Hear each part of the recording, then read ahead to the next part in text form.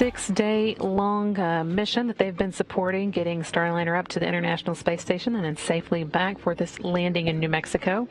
Seeing here a shot from a drone on site with the recovery team. Much clearer than our other view. Very nice. Yeah, we're getting now some close-up views of Starliner there on the ground.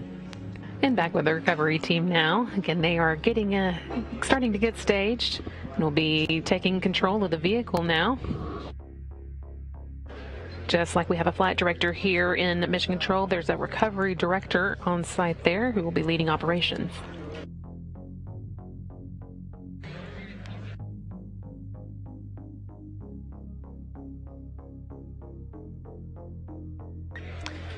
And as I mentioned earlier, when Starliner returned from its first flight, we did notice 2 black stripes up the sides of the spacecraft. We've seen those as well on this time, and that just indicates that the heat was ablated as intended.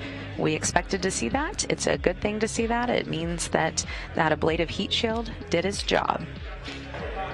Their recovery operations as well. So we're going to continue to see the different teams do their different procedures, and we'll report as we see different steps here. Yeah, we've got a big squad also. The red.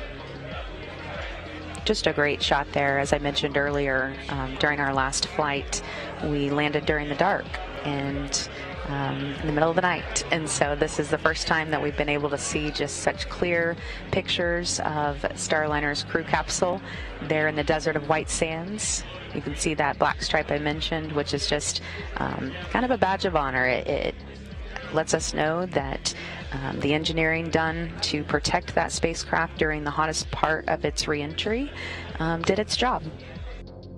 Hewitt coming to you guys live now. So we're just about 500 feet away, and the convoy has paused. And as we talked about, so the gold team is in there right now. They do a sweep up close around the capsule looking for any hydrazine fumes. Hydrazine, it's a hypergolic fuel. The Starliner capsule uses it for its reaction control thrusters, which are only used during that re-entry period to control yaw pitch roll.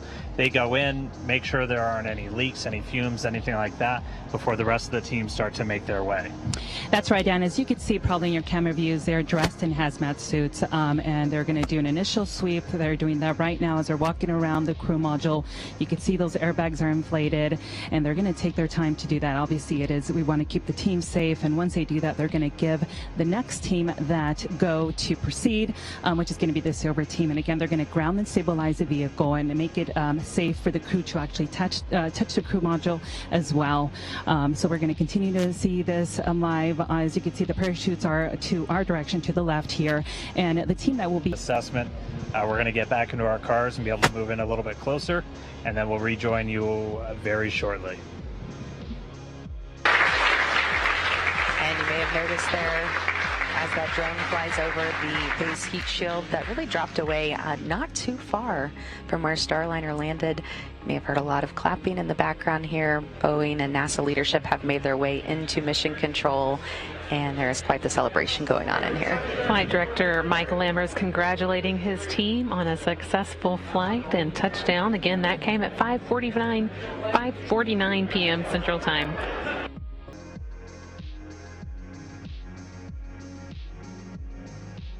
And you can see the gold team there moving back toward the spacecraft to perform another sniff test with that device.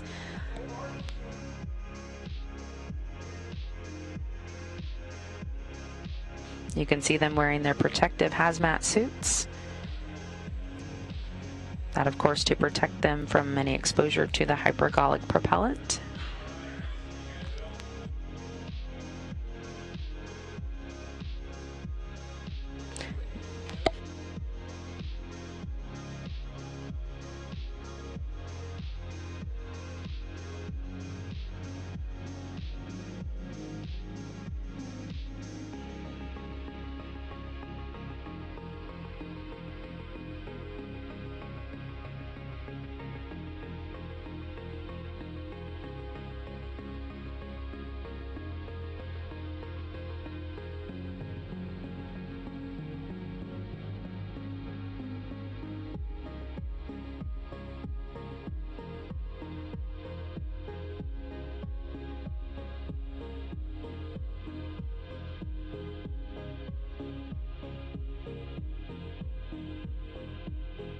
We're ready now to take you back to the landing site to hear more from Dan Hewitt and Rosa Benuelos.